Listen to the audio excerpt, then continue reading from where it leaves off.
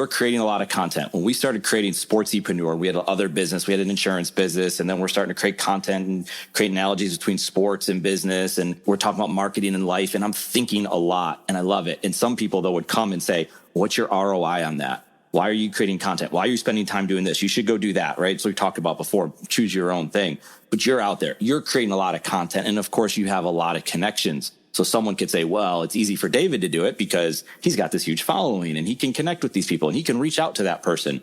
First of all, I want to talk about this real quick, is that ROI of content. When you go out there and give a speech, you're giving. I don't see any sense of your content that says, I'm going to have this conversation and it's going to lead to dollars in my pocket, which we already talked about money.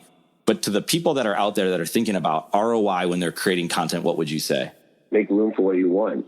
I do have a huge network of people, but it made it harder because more people were laughing at me, scoffing at me, making fun of me when I started putting up my content, asking me, was I going to speak in a bathroom? Some people asked, did I think I was Tony Robbins?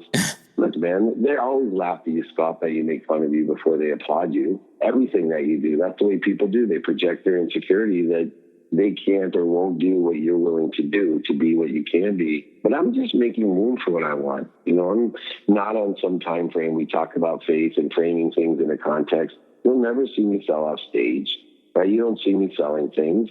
But, when I give away my books and pay for shipping, somehow the universe has more people buying my books. I've never asked anyone to buy my books, but people will say, oh, no.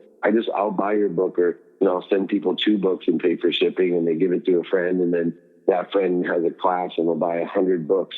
And, I've never sold more of my books than I did this year, and I didn't sell more than I did last year, and I've never asked anyone to buy it. The only time I've ever asked anyone to buy a book is in exchange for free coaching to the Junior Achievement, to donate my books to Junior Achievement, because Brian Tracy and Bob Proctor and Jack Canfield and I and Mark Victor Hansen and Sharon Lecter are all donating our content to Junior Achievement, because I'm the Chief Chancellor of Junior Achievement University for entrepreneurs 15 to 25. I'm just making room for what I want. That's all. I just trust more than most people. I have more faith.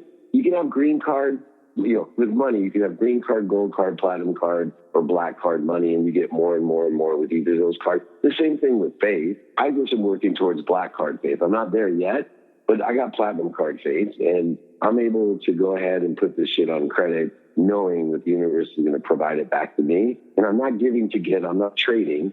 I'm unconditionally giving with faith, making room for what I want by being of service of value and asking for help myself. Well, your Game Time decision-making book is your latest book, came out July of last year, 2019. And I want to ask, if a person is considering, and they've done marketing at some level, and they were trying to make the decision if they should start creating content, whether it's writing a blog, start a podcast, create videos on social media, what have you, and it made sense to all the things, and they're aligned and they're on this path and they want to love the process, they want to love this thing that they're doing, would you encourage them, if it was the right thing, to create content?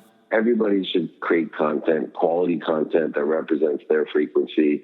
They should be capturing as much of their own content, modifying it, amplifying it, and perpetuating, whether it's in person, on the phone, via email, or media, radio, print, TV, or social media. If you are not capturing, modifying, amplifying, perpetuating your content and practicing coming up with quality content that you can consistently put up in those places, you're making a big mistake, because the opportunities that exist to impact more people with that content will never be as great as they are today. There's so many great opportunities that exist by building your own brand, by creating your own frequency. The power of that signal, the spectrum of that signal, and the clarity of your message will only hone in everything that you want, because it's definitely conducive to the attention plus intention equal those coincidences that we talked about. So everybody out there, it's not about you. It's about your frequency. And there's 4.2 billion people you can reach. And who cares if 4.1 billion of them never know who you are or who you are? Imagine if just 0.1 billion people on earth were impacted by what you have to say in the frequency that you say it.